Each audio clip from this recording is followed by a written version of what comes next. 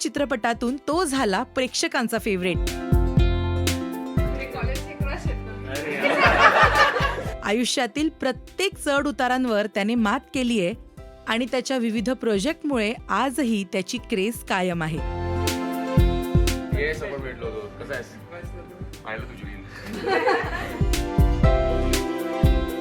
राजश्री मराठीच्या the RM शोच्या पहिल्याच भागात आपण स्वागत करूया जेंटलमॅन राकेश बापट आणि त्याची बहीण Sheetal Bapat. It's okay, what's gone is gone. की आता हे रिपीट करू नको परत. बर्जातिया फिल्म्सचं एक खूप चांगला प्रोजेक्ट म्हणून नेम इट हिअर की it has made somebody's life. तुमच्याबद्दलची एखादी गोष्ट जी बातमी वाचूनच तुम्हाला कळते अनेकदा. राकेश बापट आणि तेजस्विनी प्रधान मे मध्ये लग्न करणारे.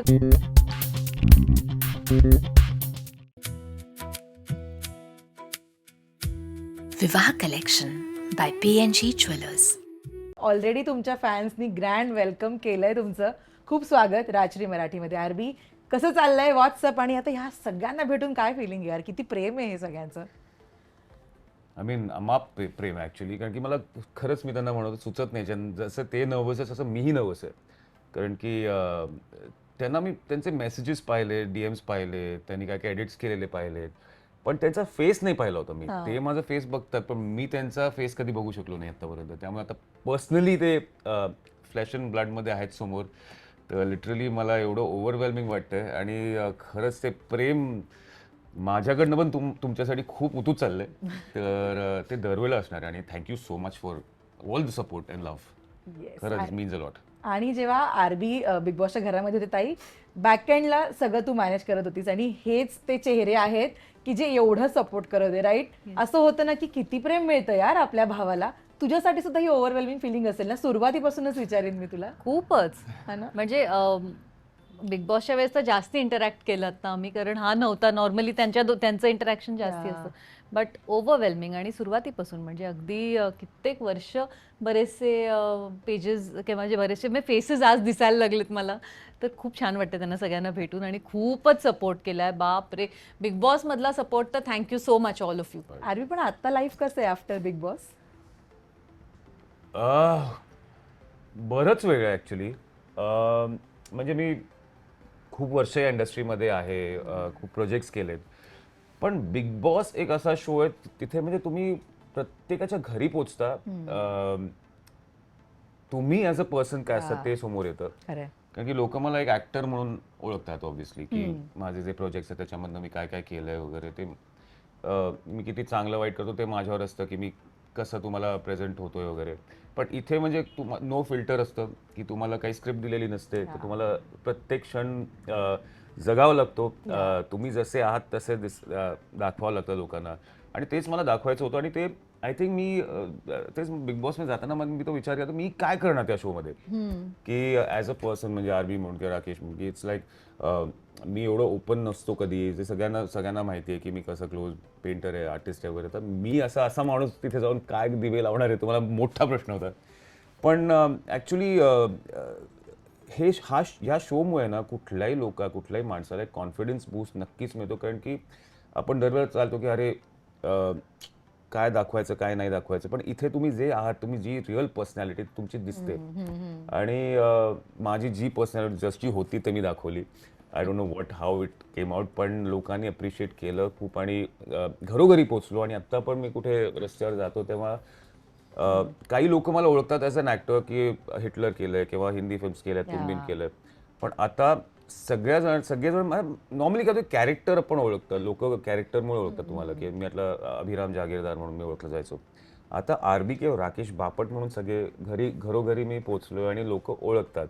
आणि ती ओळख मला जेव्हा दिसते त्यांच्या डोळ्यातनं, की जे प्रेम दिसतं ते अतिशय म्हणजे वेगळ्याच लेवलचं आहे. आणि जेन्युअनली तुंबेंचा आत्ता उल्लेख केला तुम्ही. 25 वर्षाआधी हा प्रवास खरं तर सुरू झाला होता. आणि आपली इंडस्ट्री ही बिलकुल सोपी नाही आहे, मे इट बी मराठी और हिंदी. आरबी, मला नक्की इथे विचारायला आवडेल की जेव्हा सुरुवात केली होती या इंडस्ट्रीतली, तेव्हा 1% तरी किंवा पुसटची कल्पना होती की इथपर्यंत हा प्रवास येईल, की एवढं प्रेक्षकांचं प्रेम मिळेल, आपल्यासाठी प्रोजेक्ट्स तयार होतील, असा कधी विचार केला होता? तेव्हा वाटलं होतं? नाही, मला डे 1 पासून मला तेवढं कधीच वाटलं नव्हतं की काय पुढे होणार आहे. आय नेव्हर थॉट की I said cross the bridge Wien it comes. म्हणजे तुम्ही जे सिच्युएशन येईल आता आज जे हातात होतं त्याच्यावर मी कॉन्सन्ट्रेट करत गेलो आणि नवीन होतो, काय शिकलो नव्हतो. ॲक्टिंगमध्ये आजकाल लोक खूप एक्सपिरियन्स घेऊन येतात किंवा मार्शल आर्ट ट्रेनिंग किंवा व्हॉइस मॉड्युलेशन किंवा ॲक्टिंग वर्कशॉप्स वगैरे सगळ्या तिथे तेव्हा आमच्याला काही नव्हतं, झिरो. तर we were just like born and pushed into the field. त्यामुळे पोहायला मी त्याच्यात पाण्यात उतरल्यानंतरच पोहायला शिकलो ॲक्च्युली. तर त्यामुळे डुबलोय कधी, चांगलं स्विम केलंय, छान काय काय प्रवास, अवघड गोष्टी होत्या. पण असं कधी प्लॅन नाही केलं की आता मग प्रोजेक्ट टू प्रोजेक्ट मी प्लॅन केलं की एक प्रोजेक्ट केला मी की मला वाटलं की नाही बाबा, पाहिल्यानंतर असं वाटलं की नाही अजून चांगलं करायला होतं. So you learn every step that you take. So step by step माझंच लर्निंग झालंय आणि तीच माझ्यासाठी सर्वात मोठी स्कूल होती. स्वतःच मी त्याचा टीचर प्रिन्सिपल होतो आणि स्वतःच मी शिकत होतो आणि स्वतःच्या चुकांवरनं मी खूप स्वतःला सांगितलं की चुका झाल्या तरी आपल्याला वाटतं की डिप्रेस होतो, अरे काय केलं वगैरे, त्रास होतो कधी कधी, क्रिंज वाटतं कधी कधी. पण दरवेळेला स्वतःला उभं थांबून सांभाळायचं आणि सांगायचं स्वतःला की it's okay, what's gone is gone, की आता हे रिपीट करू नको परत. तर त्यामुळे ते विचार केला नाही पुढे की असं करणार आहे वगैरे. की आय थिंक जेव्हा जेव्हा मी फील्डमध्ये जायचो तेव्हा एका त्याच विचाराने जायचो की सेंचुरी मारायची म्हणून. वाव. आणि फॅमिली सपोर्ट सुद्धा खूप महत्वाचा आहे. ताई इथे बसली आज. आरबीने सांगितलं इनिशियल डेज, पण ना घरातनं काय सपोर्ट मिळतो किंवा जर आपण एकदा पडतोय तर घरातले किती महत्वाचे आहेत की नाही यार तू करू शकशील. ताई मला तुमच्याकडनं सुद्धा ऐकायला आवडेल, आरबीचे इनिशियल डेज या इंडस्ट्रीतले तुमच्या नजरेतनं कसे? तो जसं लाईक ही सेट की प्रत्येक प्रोजेक्टमध्ये तो शिकत गेला किंवा स्वतःला सावरत गेला, हे सगळं तुम्ही खूप जवळनं बघितलंय. ऐकायला आवडेल एक्सपिरियन्स. आमच्या फॅमिलीमध्ये कोणीच ह्याच्या आधी या फील्डमध्ये गेलेलं नव्हतं, त्यामुळे आमच्याकडे काहीच रेफरन्स पॉईंट्स नव्हते. वडिलांना हे डायजेस्टच होत नव्हतं की हे काय फील्ड चूज करतोय मुलगा आपला. त्यामुळे घरामध्ये म्हणजे कॉझी वॉर असायची बरेचदा आणि त्याच्यामध्ये क्रॉस फायटिंग दोघांच्या मध्ये मी आणि आई अडकलेलो असायचो. आईचा एक वेगळाच म्हणजे जो मी म्हणते की आईचा एक विश्वास होता आम्हाला सगळ्यांना. म्हणजे तिला काय मला काय, आम्हाला त्याची धडपड कळत होती, नक्की तो काय करणार आहे माहिती नव्हतं, पण ही विल अराईव्ह समवेअर, हा जो एक ट्रस्ट होता आणि त्याचा प्रामाणिक प्रयत्न. खूप कष्ट त्याचे आम्ही पाहिलेले आहेत. अगदी ग्रॅसेम मिस्टर इंडियाला द वे ही ट्रान्सफॉर्म आहे, त्याचं सगळं वर्कआउट स्केड्यूल असेल किंवा प्रचंड मेहनत त्यांनी स्वतःवरती केलेली आम्ही अगदी जवळून पाहिलेली आहे. आणि त्याला आम्ही फक्त सपोर्ट करू शकत होतो, ह्याच्या पलीकडे आमच्या हातात काहीच नव्हतं. कारण माझं पण लाईफ तेव्हा वेगळ्या डायरेक्शनमध्ये होतं सगळेजण. So all we could do is as a family just be there for each other. आणि आय थिंक हा प्रवास असा घडत गेला त्याच्या कष्टाने, धडपडत जी होतं. म्हणजे पुढे मागे गोष्टी होतात, पण इतके प्राऊड मोमेंट्स एकदम सडनली तुंबीन आलं तेव्हा अमिताभ बच्चन आणि जया बच्चननी त्याला अप्रिशिएट केलं आमच्या समोर. म्हणजे आईच्या डोळ्यात तर फक्त पाणी होतं. अमिताभला पण बघितलं नाही आईनी, इतकं ते स्क्रीनिंगच्या वेळेस आम्हाला जेव्हा ते भेटले होते. आणि जया बच्चन साईड की Amit watch out for this guy, this is the one I was talking about वगैरे, हे सगळे फिलिंग्स आणि खूप एक्सपिरियन्सेस आम्ही खूप अनुभवलेत. सो छान जर्नी होती आणि सगळ्याच गोष्टी एकत्र मिळून आम्ही I think ups and downs एकत्र थिक राहिलो ॲज अ फॅमिली. 25 वर्ष not easy, not at all easy. आणि आता ताईने ज्या मिस्टर इंडियाचा उल्लेख केला त्या रिलेटेड एक फोटो मला दाखवायचा आहे. कधीचा आहे फोटो? आणि लुक एट यू, बाप रे, व्हॉट अ ट्रान्सफॉर्मेशन आरबी. अरे I was what, hardly 20 or something. 20 years? हो.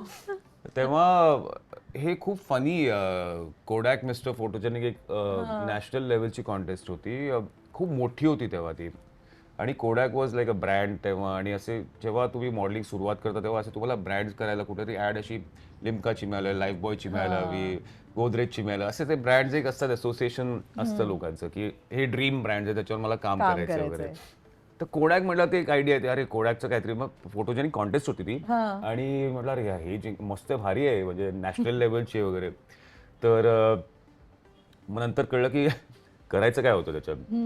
ते कुठल्या स्टुडिओमध्ये जाऊन, रतन स्टुडिओ वगैरे असतात ना, ते तिथे आपण पासपोर्ट फोटो काढायला जातो, तिथे जायचं, बसायचं, पासपोर्ट सारखा फोटो काढायचा, सरळ प्रोफाईल, आणि त्याच्यावरनं लोक तुम्हाला सिलेक्ट करणार आहेत नॅशनल लेवल, तुम्ही फोटोजेनिक आहात का नाही. म्हणजे ही कॉन्सेप्ट मला एवढी भारी वाटली की बेस्ट आहे. त्याला काही मेकअप नाही, काही नाही, कुठलं लाईट फिल्टर्स काही नाही, जस्ट रॉ. त्याच्यातून तुम्ही कसे दिसता. आणि माझा असाच फ्रंटल फोटो होता आणि नॅशनल त्यांनी शॉर्टलिस्ट करत करत करत करत फायनल काहीतरी 8 काढले, त्याच्यात मला सिलेक्ट केलं. मला बोलवलं हॉटेलमध्ये, एक मोठ्या हॉटेलमध्ये फंक्शन होतं. तिथं मेहर जैसी आणि अशोक सेलिन व टॉपचे होते तेव्हा फॅशनमधले लोक, फोटोग्राफर आणि मॉडेल ऑब्व्हियसली मेहर जैसी. सो त्यांनी तिथे अनाऊन्स केलं फायनली रनरअप मग विनर कोण, तर मी. आणि मागे मोठा फोटो लावला स्टेजवर माझ्या. हा अजून एक होता, हा जिंकल्यानंतरचा एक क्लोजअप एक आहे, तुम्हाला दाखवी नंतर मी. तर आणि तो माझ्या मागे लागला आणि मी बघतो ह्याला फोटोजेनिक दिलं कोणी. So I was like what the hell. So I was shock की म्हणजे तेव्हा मला कळलं की आता मी सांगू शकतो की माझे पासपोर्ट बघा तुम्ही किंवा माझं आधार कार्ड म्हणजे चांगला दिसतो मी आता.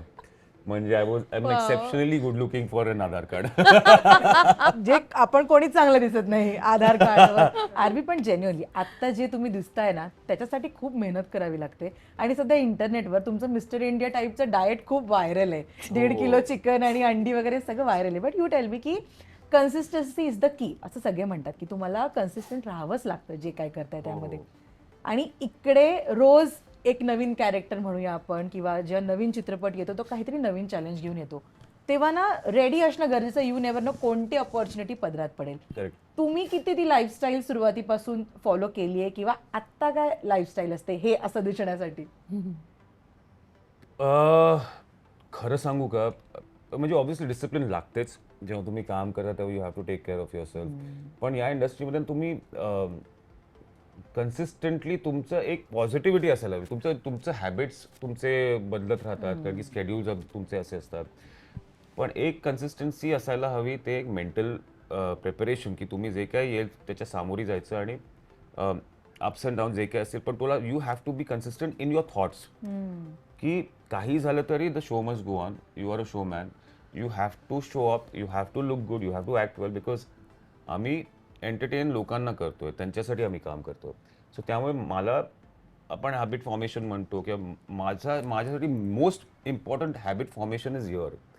की माइंड सेट करायचं की कुठलाही तुमचं प्रसंग आला समोर त्याला सामोरी जाऊन पॉझिटिव्हली दुःख जे काय तुम्हाला त्रास ते विसरा. आणि कॅमेरा जेव्हा समोर येतो तेव्हा you have to shine bright. That's the only thing that I have followed so far. Habits patterns वगैरे सगळ्यांचे चेंज होतात, कारण आमच्या इंडस्ट्रीमध्ये कधीच पॅटर्न कुठलाही सेट होऊ शकत नाही. सो येस, पण एक सुरुवातीपासून जे होतं मिस्टर इंडियाच्या वेळेला तर खूपच तेव्हा स्ट्रिक्ट होतं, कारण की 4 वाजता उठायचो मी, 11पर्यंत वर्कआउट करायचो मी रोज. 21-25 अंडी आणि चिकन. आणि आई माझी व्हेजिटेरियन पूर्ण, आणि तिला बिचारीला रोज बनवायला लागायचं किंवा बनवून घ्यायची ती. आणि तेव्हा एवढे कसं खाऊ शकतो कोणी अंडी आणि चिकन? आम्ही ते बघूनच आम्हाला असं वाटायचं बापरे कसा काय खातोय. तो बोलते पण तुझे शब्द नाही निघणार, तू कक्का कक्का करायला लागणार कोंबड्यासारखं वगैरे. आई म्हणायची की तू उठल्यावर तुला you not going to speak like a human being. तर बेसिकली हा म्हणजे कमिंग बॅक टू की येस डिसिप्लिन लागते, पण more than any physical discipline whatever mental discipline is very important this field. कारण की खूप अप्स अँड डाऊन्स असतात, पण तुम्हाला ते खाली खेचतं वर खेचतं. पण एक मार्गाने तुम्ही विचार करत घ्या, तो थॉट कधी चेंज व्हायला नको की कीप क्लाइम्बिंग. तुम्ही कधी थकाल तरी उठून तुम्हाला फेस करायचं कॅमेरा आणि ऑडियन्सना एंटरटेन करायचं. तेच एक थॉट असतो, तो कन्सिस्टंटली मी ठेवलाय. ताई तू पाहिलंयस आरबीला डल मुवमेंटमध्ये, सो डल, आणि आता आपणच आहोत त्याला चेअरअप करणारं. नो डाऊट आपल्याला एक सेल्फ रिअलायझेशन असतं की काही होऊ देत, ये तो नसीब बनायगा अपना. पण डल मुवमेंट्स कोणाला चुकले नाहीयेत. तुम्ही खूप क्लोजली बघितले असतील. How we deal with it? Yes ताईने ऍक्च्युली तो ही हिट्स त्याची एक फेज असते की जेव्हा, आणि प्रत्येक आर्टिस्टची असते. माझ्या मते मी माझं लाईफ खूप जास्ती कॉर्पोरेट सेक्टरमध्ये आणि व्हेरी स्ट्रक्चर्ड लाईफ माझं जास्ती आहे.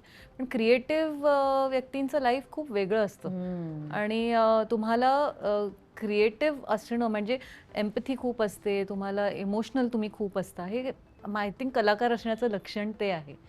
त्यामुळे अप्स अँड डाऊन्स तर असतातच प्रत्येकाच्या मूड्स मध्ये, पण जेव्हा कधीतरी यांच्या फील्डमध्ये अनसर्टनिटी खूप असते, गॅप खूप मोठा येतो बरेचदा, एकदम तुम्ही एका हाईटला पोचलेले असता आणि मग नंतर एक मोठा गॅप येतो, मग तिथे स्वतःला सावरणं. पण आय थिंक फॉर राकेश त्याची आर्ट, तो कधी बोर झालोय हा शब्द मी त्याच्या तोंडून कधी ऐकलेला नाहीये, कधीच नाही.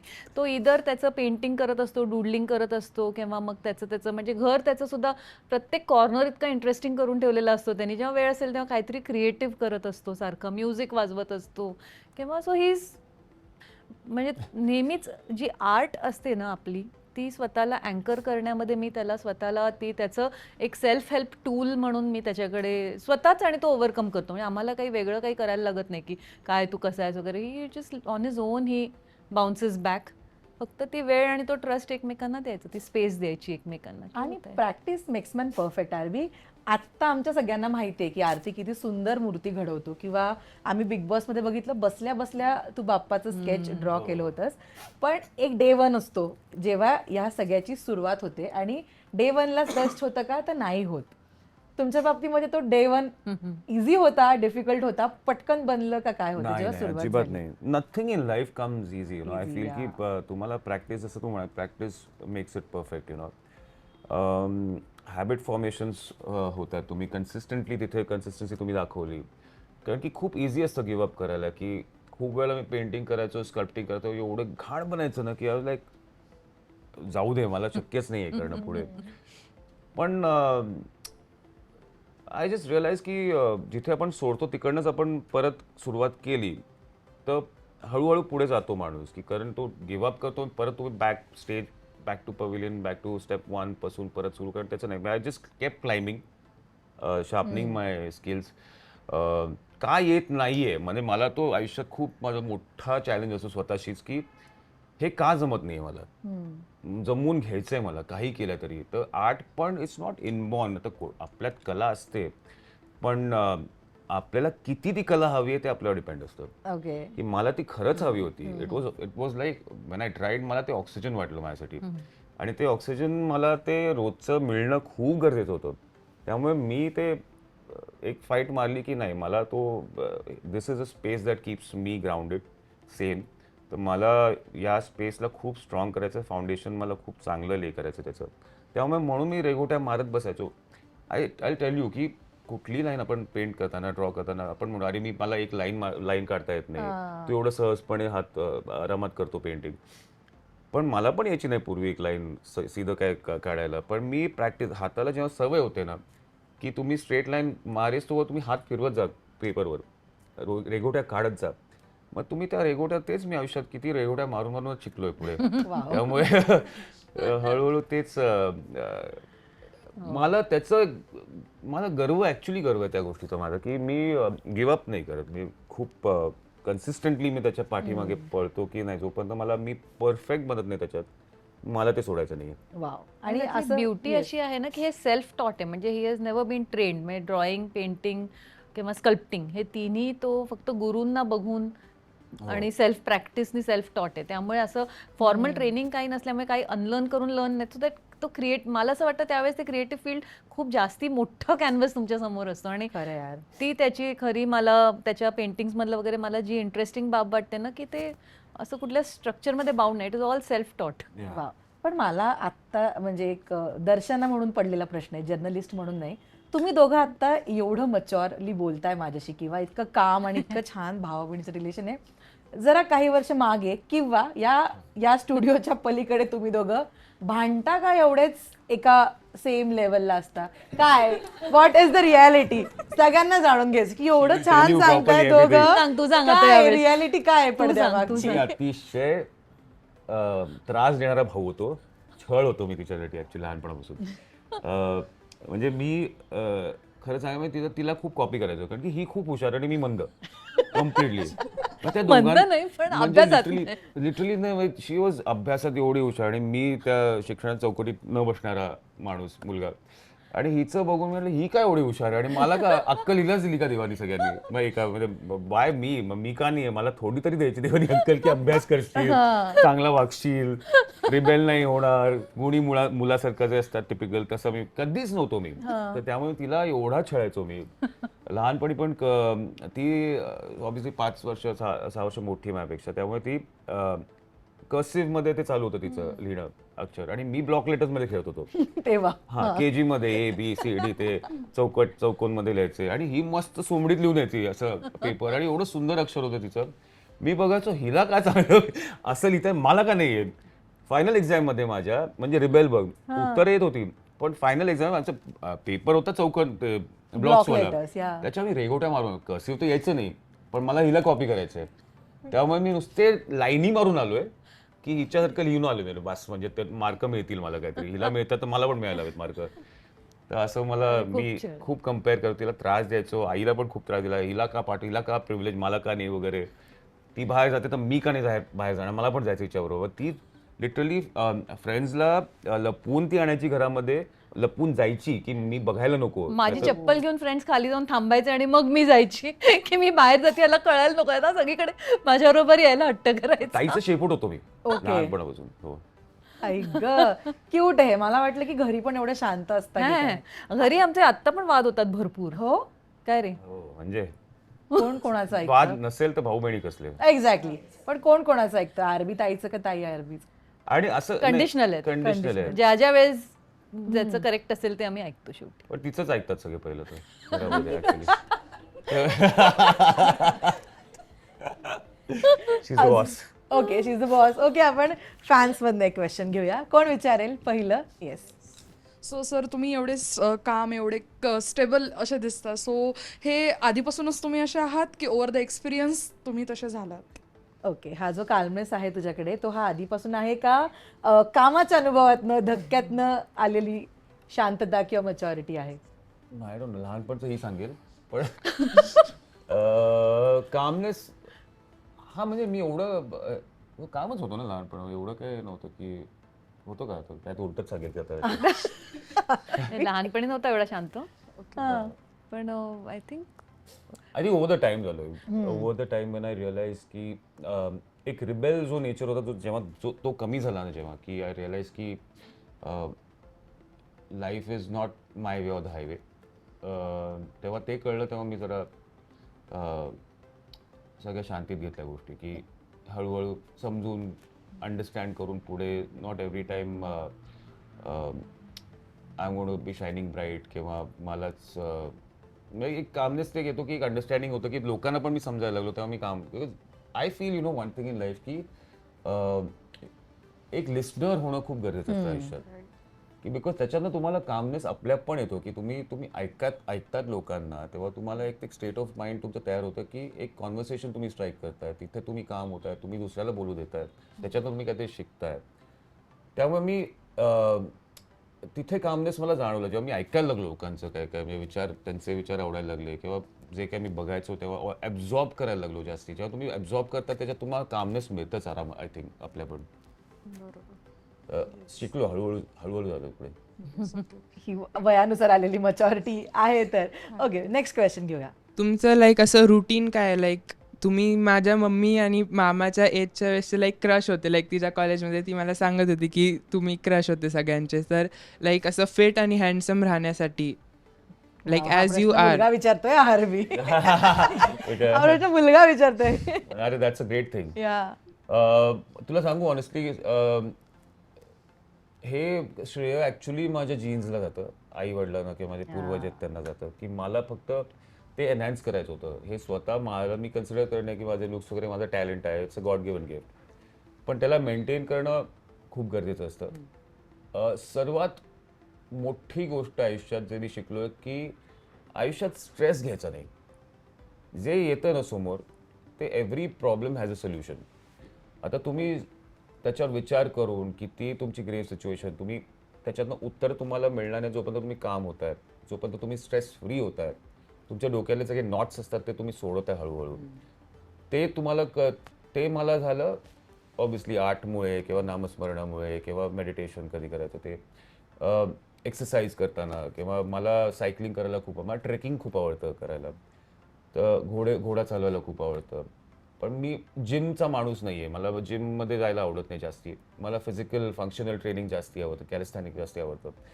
तर मला फंक्शनल जिथे my body and mind is working together काय झालं की ट्युनिंग माइंड आणि बॉडीचं एकत्र असणं, ट्युनिंग त्या दोघांचं झालं एकदा तर तुम्ही सेट आहे आयुष्यामध्ये. तर ते मी करत गेलो. एक्सरसाइज पण मला जसं आवडतं तसं मी करत गेलो, की मी स्वतःला पनिश केलं नाही की मला जिममध्ये उठून जायचं आहे वगैरे. मला ते कधीच जमलं नाही आयुष्यात. आणि त्यामुळे जे मी करतोय, ज्या गोष्टी मी एन्जॉय करायला लागलो तेव्हा मला वाटलं की then I could maintain myself the way I look, whatever लोक म्हणतात ते. एक माझ्या बॉडीला माझं माइंड सांगतं दरवेळेला की कुठलीही प्रसंग सिच्युएशन आले ॲडजस्ट कर. सो हेडक्वार्टर्स आपला दिमाग आहे, ते सांगत असतं, सिग्नल देत असतात आपल्या माइंडला. मग तिकडनं स्ट्रेस जनरेट झाला तर सगळीकडे स्ट्रेस येणार. मग then you will start putting on weight और लुझिंग वेट, और तुम्हाला तुमचं जेवण जाणार नाही, डाएटवर प्रॉब्लेम होतो, फरक पडतो. सो बेसिक आहे आयुष्यात, जेवढा स्ट्रेस लेवल तुम्ही कमी करू शकता तेवढंच चांगलं आहे. तुम्ही खरंच आयुष्यभर यंग दिसणार, एवढं ते गॅरंटी देतो. आरवी आत्ताच म्हणाला तुम्ही की स्ट्रेस लिमिटेड. ॲक्च्युली ना ॲक्टर्सचं लाईफ हे कितीही नाही म्हटलं तरी स्ट्रेसफुल असतं, बिकॉज तुमच्या त्या एअरपोर्ट लुकची सुद्धा चर्चा होते. अप टू डेट राहणं किंवा एक छान अपिअरन्स असणं, कॉम्पिटिशन असतं आजूबाजूला किंवा रोज नवीन टॅलेंट येत असतं. अशा वेळी ना इंडस्ट्रीमध्ये फिट इन करण्यासाठी एक ठराविक बदल करावे लागतात किंवा त्या लेवलचं राहावं लागतं. या सगळ्या गोष्टींचा तुम्ही इतक्या वर्षात कधी विचार केला की मला एअरपोर्टवर पण छान जायचं आहे, माझा सोशल मीडिया प्रेझेन्स पण चांगला असला पाहिजे? What exactly? हा कधीच नाही. नाही. एअरपोर्ट लुक मला कळायचं नाही. मी इनफॅक्ट लोक पॅप कल्चर जे झालं होतं हां. ते बिग बॉस मी OTT नंतर मला जास्ती जाणवलं, कारण की I belong to an era where there was no social no media. Social media तर अँड मीडिया ऑल्सो लिमिटेड ना ते. Media very limit. आम्ही मीडिया म्हणजे आम्ही तेव्हाच्या काळी म्हणजे आता सगळे ऍक्टर्स तुम्हाला ना घरोघरी दिसतात, तुमच्या मोबाईलवर ऍक्सेस असतो.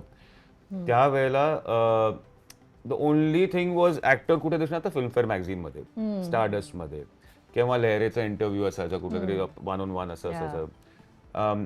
लोक ऍक्टर्स कुठे बाहेर असं चालताना दिसायचीच नाही कुठे. ते कुठे जातात, ऍक्टर वॉज अ मिस्ट्री. आणि त्यामुळे म्हणून ते स्टार्स होते. आत्ता काय झालं की सगळे आपण द कल्चर हॅज चेंज की आता बघाल शाहरुख, आमिर, अमिताभजी, त्याच्यानंतर कोणी असं सुपरस्टार तुम्हाला दिसणार नाही त्याच्यानंतर. ते बिकॉज मीडिया अवेअरनेस एवढं झालंय आणि एक मिस्ट्री जो एलिमेंट होता तो संपलाय त्या ऍक्टरच्या मागे किंवा त्या सेलिब्रिटीच्या मागे. ते सगळं सोडून तो एक वेगळा विचार आहे. पण मी ॲज अ पर्सन त्या एराला बिलॉंग करतो. मी तेच पाहिलंय सगळं. आणि I have only seen how basically तुमचं बिहेवियर, तुमचं you are not living for the world also, you living for yourself, you creating your world first within. आता मी त्याच्यावर फोकस करतो, माझ्या आर्टवर फोकस. त्यामुळे बाहेर कधी पडायचो नाही ना, पॅप्स कधी, मला कल्चर ते माहीतच नव्हतं. आणि त्यामुळे मी लुक कसं कधीच कॉन्सन्ट्रेट केलं नाही. मी कधी पडलोच नाही बाहेर, तर मला माहीतच नाही की कसं काय कॉन्सन्ट्रेट करायचं. ओके, कारण खूप स्ट्रेस असतो ना की आता एअरपोर्टवर आपल्याला कोणतरी पॅप करेल किंवा कुठे कॅफेमध्ये जातोय कोणतरी आपल्याला बघेल, त्याच्यामुळे छानच राहायचं. आणि ते ऑल टुगेदर एक स्ट्रेसफुल असतं की अरे रोज नवीन कपडे कुठून येणार, रोज कुठून घालणार आपण नवीन कपडे. तो स्ट्रेस आहे खूप मोठा. हो. आणि मला तो झेपलाच नाही कधी. आणि मी कधीच आय डोंट थिंक मी त्या डिरेक्शनमध्ये कधी जाऊ पण शकतो. तेच बिग बॉस OTT झाल्यामुळे पॅप्स सगळीकडे. आपण मी जिमला चाललो तर पॅप्स येणार वगैरे असं. मला प्लीज कोणालाही पाठवू नका. I don't want to face. आणि मला जेव्हा मी स्क्रीनवर येईल तेव्हाच बघू दे लोकांना. आणि जेव्हा मला वाटेल की इंटरव्ह्यू द्यायचा, की मला फॅन्स बरोबर इंटरॅक्ट करायचं वगैरे, तेव्हा माझा कॉल असू द्या. कारण की there is no reason to be feature. मला वाटत नाही की काय मी जिममधून आलो की कुठले झेंडे घालून हे घेतो. म्हणजे I am not, there is know achievement की मी आता एवढे ऑलिम्पिक्समधलं वेट लिफ्टिंग करून आलो बाहेर आणि लोक मध्ये फोटो काढतात. इट्स सिम्पल, इट्स जस्ट करावं, पण लिमिटमध्ये करावं असं वाटतं मला. पण मी कधीच त्यामुळे लुकवर माझं कधीच कॉन्सन्ट्रेट केलं नाही. मी आय नेव्हर फोकस की आता प्रेशर घेतलं की मला उठून काय कपडे घालायचे किंवा मी आता कसं प्रेझेंट होणार आहे वगैरे बाहेर. So I have never taken that stress ever. आणि बिग बॉस मध्ये आम्ही बघितलं आरबीचे कपडे एकापेक्षा एक होते. ताई, हु वॉज बिहाइंड इट? आज खरं सांग, कोण होतं याच्या मागे? नाही. आम्ही म्हणजे literally me I was working till last moment before जायच्या अगोदर. तर तेव्हा मी काहीच वेळ मिळाला नव्हता शॉपिंगसाठी वगैरे, काहीच नाही. जे घरातले कपडे तसेच मी पॅक जेवढे होते तेवढे पॅक ते करून घेऊन गेलो. आणि मग नंतरचा आठवड्याने कळलं की त्याला कपडेच नाही येत होतात, काय करणार. आणि she didn't know how to do it. तिने कधीच मॅनेज केलं नाहीये. आणि मी आतमध्ये स्ट्रेस होतो की ही कसं करणार आहे बाहेर, की तिचं first time experience for her, Yeah. की ऑफकोर्स arrange कसं निधी करायचं. होती आणि टीम होती, पण त्याच्याबरोबर पण त्याचं कसं आहे ना, लहानपणापासून व्हेरी चुझी अबाउट क्लोथ्स. त्याला Okay. एखादं ते टिपिकल असतं त्याला लहानपणी, पण तो हे टोचतंय बोचतंय, तो घालायचाच नाहीत कपडे नवीन. त्याचे जुनेच टी शर्ट कम्फर्टेबल घालून बसायचा तो. इव्हन दिवाळीला सुद्धा तसंच असायचं की हे नाही हे टोचतंय मला, हा नको, नवीन आणलेला कपाटात. आईला 10 वेळा धुवायला लागायचे कपडे माझे before I wore it. So is कारण व्हेरी की नाही. व्हेरी पर्टिक्युलर आणि ते अबाउट इट. काय माहिती, I use to like those old clothes. मला आत्तापर्यंत माझ्याकडे कॉलेजचे टी शर्ट्स आहेत माहिती, शाळेतले टी शर्ट्स त्याच्या आहेत. येते. कारण की I like to wear that in sleep. कारण की किती भोकं पडली तरी मला तेच आवडतात. It's like Seriously? comfort zone या, या, या. असं. पण मग हो. नंतर मग आम्हाला मग काही ब्रँड्स, काही ठिकाणी जाऊन काही आम्ही टेलर कस्टम स्टिच करून वगैरे पाठवले. मग स्टोल घालतोय का, ओके, मग स्टोल्स, मग जॅकेट्स, असे करत आम्ही ते खूप इम्प्रोव्हाइज करत गेलो ते सगळ्या क्लोथ्स. आणि आय एम सो ग्लॅड, प्रत्येक पोस्टच्या खाली सगळ्यांचे खूप भरभरून कमेंट्स यायचे की काय घातलंय आज, छान वाटतंय. माझं रोज सकाळचं दुसऱ्या दिवशीचा प्रोमो यायचा ना, तेव्हा ते प्रोमो काय होते वगैरे जाऊ दे, काय घातलंय ह्यानी, कसा दिसतो आपण पाठवलेलं घातलंय का. हो. वाव. खूप मजा आली. पण येस, पण सगळेजण ना अरबी लुक्स बद्दल किंवा तुमच्या पर्सनॅलिटी बद्दल बोलताय, बट तुमच्याबद्दलची रिअल काइंड ऑफ हिडन गोष्ट म्हणेन, that is your acting skill. तुम्ही आत्ता जो अभिराम साकारला कमालीचा होता. म्हणजे खूप आणखीन एक छान मराठी प्रेक्षक वर्ग जोडला गेला या मालिकेमुळे, किंवा तुम्बींपासूनचं मी म्हणेन प्रत्येक भूमिका ना काहीतरी वेगळी एस्टॅब्लिशिंग होती तुमच्यासाठी. तुम्हाला केव्हा रिअलाइज झालं, म्हणजे तुंबीन तर फर्स्टच म्हणेन, फर्स्ट बेबी, तुम्हाला कधी रिअलाइज झालं की बाबा आता जरा जमायला लागलं ऍक्टिंग, किंवा आता येत आहे, लाईक यू साईड की कुठलं शिक्षण नाहीये किंवा NSD पास आउट आहेत आपल्याकडे अनेक, तसं काही नाहीये. तर एक मुवमेंट असं रिअलायझिंग की मी हे करू शकतोय, मला हे येत आहे, तो कोणता प्रोजेक्ट किंवा कोणती भूमिका होती ती? आय थिंक मला प्रत्येक भूमिकेत असं वाटतं, एव्हरी कॅरेक्टर आय लिव्ह, मला मागच्या कॅरेक्टरपेक्षा बेटर करायचं आहे.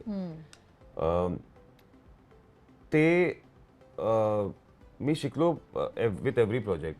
आणि तुला सांगू का, केव्हा मला वाटतं की मी एक चांगला रोल करतोय, किंवा मी एक अभिराम जागीदार जसा जो रोल होता ते मी का केलं, तुला कारण सांगतो. कारण की मला टीम चांगल्या भेटतात. इट्स नॉट अबाउट मी एकटा ॲज अन ॲक्टर मी काहीच करू शकत नाही. कारण की जेव्हा तुमचे लोक बाजूला, तुमची स्कॅफोल्डिंग जे असते, एक धरायला की एक अख्खा प्रोजेक्ट मी एकटा नाही धरू शकत. प्रोड्युसर असतो, डिरेक्टर असतो, क्रिएटिव्ह टीम, टेक्निकल टीम असते. जेव्हा सगळ्यांची एनर्जी मॅच होते ना, anything in life, we are all made of energy, right? तर त्यामुळे ती एनर्जी जेव्हा परफेक्ट एका अलाइंड होते, तेव्हा मला वाटतं की त्यावेळेला मला कळतं की मी अभिराम किंवा कुठलाही रोल साकारलाय चांगला. कारण की जेव्हा नेगेटिव्ह वाईब्स असतात ना, तुम्ही किती चांगले ऍक्टर असाल, सेटवर तुमचं नाही होणार ते. बरोबर. So it is not just मी कुठलाही रोल करतो तर मी स्वतःला क्रेडिट कधीच देत नाही. I think it is an effort that everybody puts in. आणि ऑल्सो द फॅन्सचा रिस्पॉन्स जो येतो की तुम्ही ज्या पद्धतीने रिॲक्ट करता, मला जे तुमचे फॅन पेजेस निघतात, आता मी चांगलं ऍक्टिंग केलं नाही तर मला फॅन पेजेस भेटणार पण नाही तसे. नाही, खरंय. So obviously it builds up. म्हणजे मी ॲज अन ॲक्टर असं मी श्रेय कधीच घेणार नाही की मी हा चांगला रोल मला जमलाय वगैरे. आय थिंक सगळे जमून देतात मला हे, की तुम्ही पण आहात, टेक्निकल लोक पण आहेत, जे सगळं युनिट आहे, जी एनर्जी एकत्र येते ती, त्याच्यामुळे मला कळतं की हे जमलंय मला आवडून. ओके, येस, आपण एक प्रेक्षकांमधनं क्वेश्चन घेऊया. Your favorite spot in Pune? पुण्यातला फेवरेट स्पॉट? पुण्यातला ऍक्च्युली माझं घर. मला माहिती होतं वाटलं तुम्ही घर याचा म्हणणार answer आहे. देणार. थोडं फिरून आलो मी, कुठला स्पॉट नाही. मला घरातून बाहेर काढणं फार अवघड गोष्ट आहे.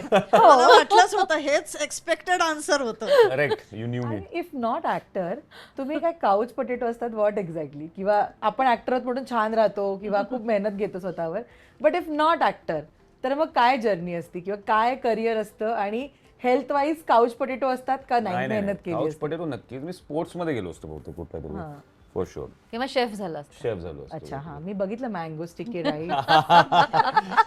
पुढे खूप येणार आहेत असे रील्स. अच्छा, हे नवीन आहे वाटतं काहीतरी.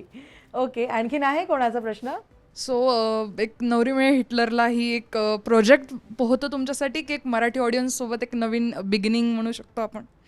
काय नवरी म्हणजे हिटलरला आईसाठी गिफ्ट होतं. तिचा 75वा बर्थडे होता, 75th बर्थडे. तेव्हा तिची खूप इच्छा होती की मी करावं मराठी मालिकेत काम. तर तेच आईचा आशीर्वाद होता म्हणून ते हिट झालं, तुमचं प्रेम होतं म्हणून हिट झालं. मला कनेक्ट करायचं होतं एक मराठी ऑडियन्सवर, ती पण गोष्ट होतीच. कारण की असं फिल्ममधनं जे प्रेम मिळतं ते वेगळं असतं आणि तुम्ही घरोघरी जेव्हा पोचता तेव्हा ते प्रेम त्याचं मापच वेगळं असतं. त्यामुळे मला खूप आवडलं की मी थँकफुली एक्सप्लोअर केली ही टेरिटरी आणि खूप प्रेम मिळालं यार खरंच. आणि ना म्हणजे मालिका हे असं माध्यम आहे की तुम्हाला रोज तुम्ही घराघरात पोहोचता. आरबी तुम्ही चित्रपटांमध्ये केलंय आधी काम, पण ना मालिकेच्या माध्यमातून तुम्ही ज्या प्रकारे समोर आलात ते जास्त अपिलिंग ठरलं.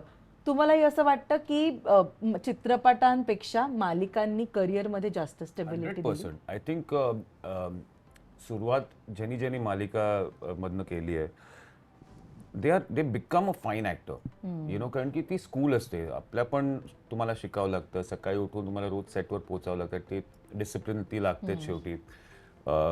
उठून तिथे तुम्ही न रिहर्स करता तुम्हाला म्हणजे एपिसोड दिवसाचे एवढे चंक एवढे मिनिट्स काढायचे. मग तुम्ही कम हेल और स्टॉर्म जे काही असेल, तुम्ही आजारी असाल किंवा काही असाल, तुम्हाला सेटवर पोचून तुम्हाला you have to appear and you have the show must go on. तर ती स्क्रिप्ट लर्न करणं की सकाळी उठल्या तुम्ही बघा की तुम्हाला एवढं 10 पेजेसचं डायलॉग्स बोलायचे उठून, तर ते तुम्हाला कळणं की तुम्हाला बेसिकली ॲक्टर मी तेच सांगतो की तुम्ही पाठ करू नका. एक मुद्दा समजा की त्याच्यावरनं तुम्हाला कळतं की काय ते प्रॅक्टिसनीच होतं. ती प्रॅक्टिस तुम्हाला टी व्हीमध्ये भेटते की तुम्ही ऑन द स्पॉट तुम्ही कसे इम्प्रॉम्प्टिव्ह, तुम्ही कसे ॲज अन ॲक्टर तुम्ही प्रूव्ह करू शकता अशा सिच्युएशनमध्ये. एवढा डार्क सिच्युएशनमधनं पण तुम्ही एमर्ज होता ॲज अ स्टार. तर ते जाणणं ते कुठलाही टीचर शिकवू शकत नाही. ते practice is the biggest teacher in life आणि ते तुम्हाला सिरियल्समधनं ते जास्ती जाणवतं, तुम्हाला स्ट्रॉंग करतं एका ॲक्टरला. कुठली मालिका तुम्ही रोज करता तेव्हा. आणि काय मालिकेमध्ये काय होतं की तुम्ही लगेच तुम्हाला रिझल्ट बघायला मिळतात. फॅन रिस्पॉन्स तुम्हाला लगेच मिळतो. तर त्यामुळे आपण थिएटर किंवा स्टेजवर जे आपण लोक परफॉर्म करतात तेव्हा ते म्हणतात की अरे भारी असं थिएटरमध्ये काम करा. स्टेजवर तुमचा तो प्रतिसाद जो ऑडियन्सचा लगेच मिळतो, तो प्रतिसाद जो लगेच मिळतो ना, तो माणसाचा ती एनर्जी कुठल्या तरी दुसऱ्या लेवलला घेऊन जाते. राईट. टीव्हीमध्ये पण TV is a second stage of theatre असं वाटतं की तुम्हाला 1-2 दिवसांनी लगेच तुम्हाला रिस्पॉन्स मिळतो ऑडियन्सचा आणि तुम्ही स्वतःला बघता आणि तुम्ही इम्प्रोव्हाइज करू शकता मग की अरे नाही इथे चुकलो, आता जरा बरं करू शकतो. सो एक मला नक्कीच वाटतं कुठल्याही ॲक्टरला to be a better actor, a discipline actor and a fine actor, मला वाटतं की अशा स्ट्रेसफुल सिच्युएशनमधनं, कारण की जातो माणूस, तो खराच तो हिरा बनतो एका कोळशापासून, तर ते प्रेशरमधनं जास्ती तुम्ही एक चांगले रिफाईंड प्रोडक्ट बनता. क्या बात आहे.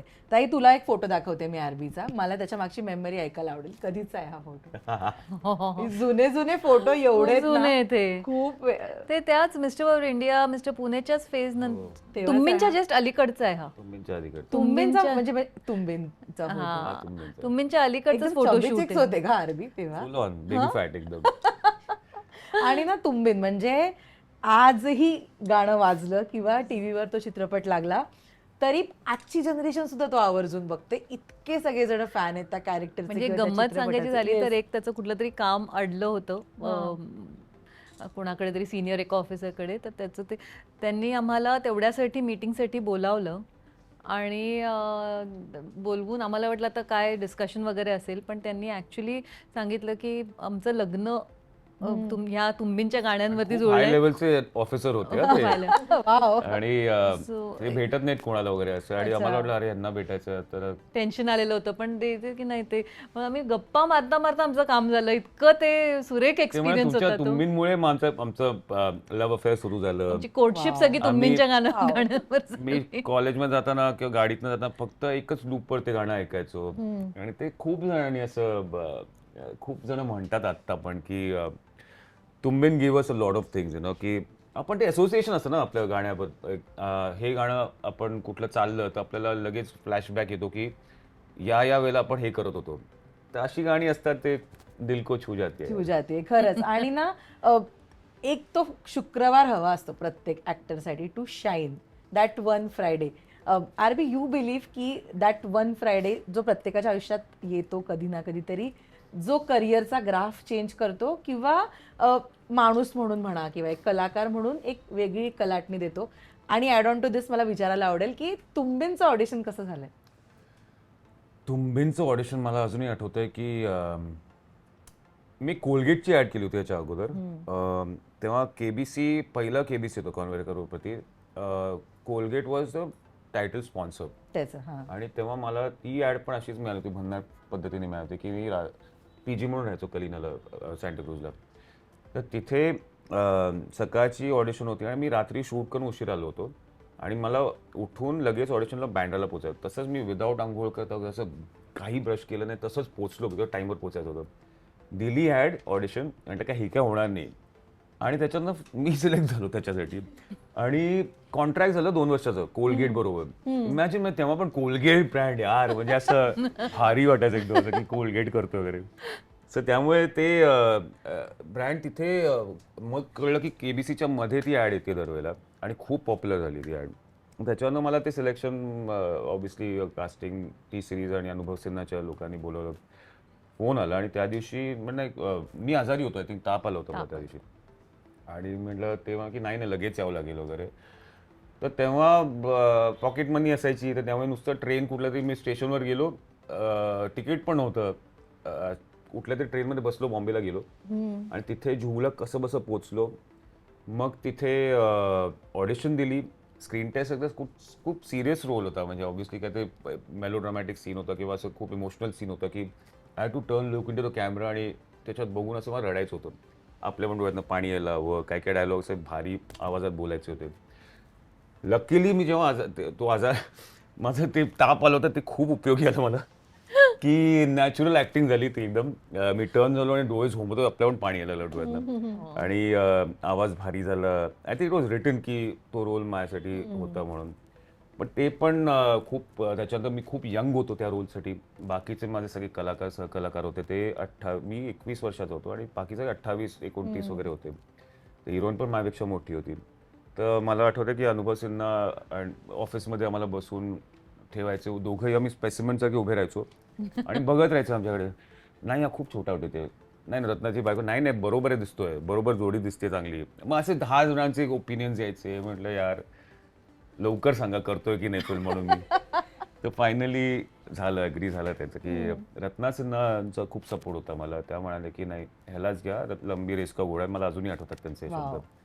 त्यामुळे ऑल क्रेडिट टू हर की त्यांनी बिलीव्ह केलं माझ्यात आणि टी सीजनी पण बिलीव्ह केलं सगळ्यांनी. सो वॉज झालं, एकदा जमलं म्हणजे शेवटी. Vivaha Collection by P&G Jewelers. आणि आत्ता म्हणजे सोशल मीडिया इतका स्ट्रॉंग आहे, लाईक आपण मग असे फॅन पेजेस किंवा कॅरेक्टर व्हायरल होण्याबद्दल बोलतो, तेव्हा तर हे सगळं काही नव्हतं. पण तरी सुद्धा प्रेक्षकांचं प्रेम खूप होतं, जे अजूनही आरबी तुम्ही अनुभवत असाल. ताई, मला तुमच्याकडनं ऐकायला आवडेल, अगं भयंकर, म्हणजे केवढ्या क्रश मुवमेंट होत्या आरबीच्या तेव्हा, किंवा किती फॅन मुवमेंट्स होत्या. मी आधी पण बोलले ना की रक्ताने लिहिलेले पत्रवित्र आमच्या वी टू फ्रीक आउट, अरे बापरे काय, म्हणजे का करताय असं, तुम्ही नका करू असे. आमच्या मेलबॉक्समध्ये पत्र यायची. किंवा म्युझिक वर्ल्डमध्ये ह्यांची टीम आली होती प्रमोशनला, सगळी तुंबींची सगळे स्टार्स आले होते. तेव्हा माझी मुलगी लहान होते, शर्ट बीट फाडली, माझी मुलगी रडायला लागली, मामाला नका मारू. मी म्हटलं का मारत नाही, ते फॅन्सी. प्रचंड असे खूप एक्सपिरियन्सेस वेगळे. आम्हालाही कळत नाही काय चाललंय, काय माहिती, कुठेच जाता येत नव्हतं बाहेर ह्याच्याबरोबर. काय suddenly everything overnight it just changed, you know. That time, कारण की तेच सोशल मीडिया तेव्हा जेव्हा नव्हता ना, तेव्हा people wanted to see personally interaction करायला वगैरे. ते खूप त्यांना आवडायचं. म्युझिक वरचे रॅक्स वॅक तुटले होते माहितीये त्यांच्या, एवढी गर्दी झाली होती. आम्ही थिएटर्समध्ये जातो, बनारसला वगैरे, ते नॉर्थला आम्ही खूप प्रमोशन करतो तुंबींच्या वेळेला, रिलीजच्या वेळेला. ह्याच्यात जायचो आम्ही, कुठे इंटरव्हलमध्ये जायचो स्क्रीन पशी. तो लोक एवढे वेळी खुर्च्या तुटायचे आमच्यापर्यंत यायला, म्हणजे लिटरली लाठीचार्ज व्हायचे. आमच्या लोकांना पैसे आणि कॉईन्स फेकायचे. आम्ही नकावी लागते ऍक्च्युली, यु नो, की येऊन ते प्रेमाने फेकायचे, पण आपल्याला असं वाटायचं की दगड फेकतात ते. आणि ना, हे प्रेम तर आहे, ठीक आहे, पण इथे चॅलेंज सुरू होऊ शकतं की जर पहिल्या प्रोजेक्टमध्ये आपल्याला एवढं प्रेम मिळतंय, तर हे आता टिकवायचं आहे, ह्याच्यापेक्षा बेटर परफॉर्म करायचं आहे आणि चांगले चांगले प्रोजेक्ट अट्रॅक्ट करायचे आहेत. नो डाऊट आरबी, तेव्हा ते सक्सेस असेल, तुम्ही ते एन्जॉय केलं असेल, पण बॅक ऑफ द माइंड कुठे थोडा स्ट्रेस होता की बापरे हे असं आहे, पुढे काय काय असेल किंवा पुढे किती मेहनत घ्यावी लागेल हे टिकवण्यासाठी? नाही, खूप आहे ते प्रत्येक प्रोजेक्ट नंतर वाटतं की हा चांगला झाला तर पुढचा पण तसाच व्हायला हवा म्हणून. त्या जर्नीमध्ये मला खूप चुकीची लोक भेटली. तुम्ही जसं स्टार्ट झालं होतं ते मेंटेन झालं नाही स्टेटस बिकॉज ऑफ एक तर नवीन होतो, 21 वर्षाचा होतो, त्यामुळे गाईड करायला कोणी नव्हतं. माझे काही कॉन्ट्रॅक्ट होते त्याच्यात मी बाहेर पडू शकत नव्हतो. मोठे मोठे प्रोजेक्ट हातातनं गेले, पण तेव्हा हताश खूप झालो होतो की आता मी मेंटेन कसं करणार. सो तो प्रत्येक माणसाला, नॉट जस्ट ॲक्टरला, पण आय थिंक कुठल्याही प्रोफेशनमध्ये आपण असतो तेव्हा आपल्याला त्या पोझिशनवर स्टेबल राहणं किंवा त्याच्या वर जाणं ते दरवेळेला सगळ्यात त्याचं ह्युमन नेचर. तर येस, मी दरवेळेला मी फाईट, पण तेव्हा मला साथ मिळाली नव्हती. मला स्वतःवर एवढा कॉन्फिडन्स नव्हता. तर तेव्हा कळायचं नाही, पण तो स्ट्रेस यायचा नक्की की आता पुढचं प्रोजेक्ट काय. म्हणजे मला इथे एक सांगायला, सिन्स हा टॉपिक निघालाय म्हणून, की तुंबीनंतर मग जेव्हा ॲज राकेश सेट की आम्हाला खरं म्हणजे त्याला पण कोणीच माहिती नाही इंडस्ट्री कशी वर्क होते, काय होते. कॉन्ट्रॅक्ट बाउंड होता आणि तेव्हा जे चांगले ऑफर्स, म्हणजे मला अजून आठवतंय की बर्जातिया फिल्म्सचं एक खूप चांगला प्रोजेक्ट म्हणून नेम इट हिअर की it has made somebody's life. तर ते प्रोजेक्ट होतं, ते फायनल झालेलं. आम्ही इथे रात्री पुण्याला पार्टी केलेली की चला तर उद्या जाऊन राकेश साईन करणार आहे, आणि तो सकाळी गेला आणि आता साईन झालंय म्हणून फोन येईल म्हणून आम्ही लँडलाईन पाशी अशी वाट बघत बसलेलो होतो.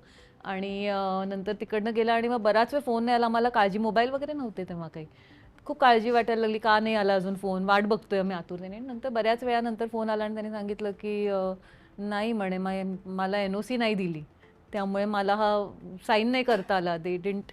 आणि तो इतका असं आमचा हार्ट असं सँक, अरे बापरे. आणि हे विश्व इतकं वेगळं होतं, म्हणजे दरवेळेस त्याच्यानंतर सुद्धा हा कसा काय हा सावरणार आहे बाबा इतक्या मोठ्या, खूप आम्हाला इमोशनल आम्ही खूप व्हायचो इथे बसून. आणि बरेचदा असं व्हायचं की मी त्याला भेटायला मुंबईला जायची आणि तिकडनं येताना तर पोटात गोळा यायचा की बाप रे, कुठलं विश्व आहे हे, आणि इथे हा एकटा कसा राहतोय, काय करतोय, कसा करणार आहे. It use to be very, पण लढला बाबा. खरंय. आणि लढला. आणि ती म्हणजे त्या हिमतीला खरंच दाद आहे, कारण रोज एवढं सगळं चेंज होतंय.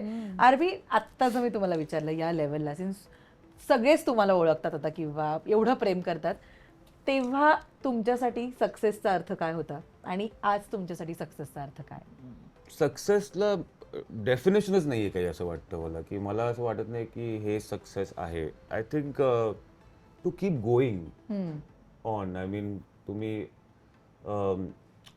एका डेस्टिनेशनवर तुम्ही पोचता, तुम्हाला वाटतं की हे सक्सेस आहे, पण तुम्ही तेच ना, तुम्ही Wien you climb a mountain तुम्हाला वाटतं you reach the top of the mountain, पण ते कळतं की that is also base of another mountain. So keep climbing. So I think to achieve success, I think consistency is very important. Your mindset, your mental peace is very important to deal with anything in life. I think स्वतःला stable ठेवणं, तेच I think the key to success is, see the world तुमच्या आजूबाजूला जे काय असेल ते चालत राहणार आहे, पळत राहणार आहे, पण तुम्हाला किती पळायचं आहे आणि तुम्ही किती स्वतःला सावरून घेताय की न पळता एक स्टेबल माइंड ठेवून की yes, slow is the fastest way to reach where you want to reach. की प्रत्येक एक्सपिरियन्स, तेच म्हणतो ना, journey, goals are important but the journey is also very important to reaching the goals. Destination असतं, पण ते त्याच्या तिथपर्यंत पोचणं, ती प्रत्येक पदोपदी पावली तुम्ही जे एक्सपिरियन्स घेता त्याच्यातनंच तुम्ही सक्सेस हळूहळू तुम्ही क्रिएट करता स्वतःसाठी. सक्सेस अशी डेफिनेशन आहे की हा हे सक्सेस रेशो, हे बॉलमार्क आहे, तो बॉलमार्क फिगर दरवेळेला चेंज होत राहणार आहे.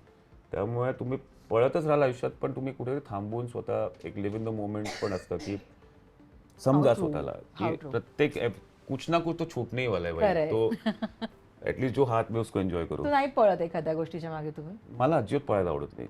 मी खूप स्थिर शांत माणूस आहे. मला आत्तापर्यंत, म्हणून मला बहुतेक देवाने जे, कारण की माझे स्वप्न एवढी मोठी नाहीये, माझी स्वप्न खूप छोटी आहेत. मला तो बेसिक आहे अगं, वरण भात वगैरे, चिल एकदम माणूस येतो असं, काही त्याचं एक लाईफ आहे. आता कुठे घेऊन जायचं, आपण काय घेतो, आपण एकटे आलो, एकटे जातो, त्यातनं आपण जे कमवतो तेच तुमचं ट्रेजर आहे.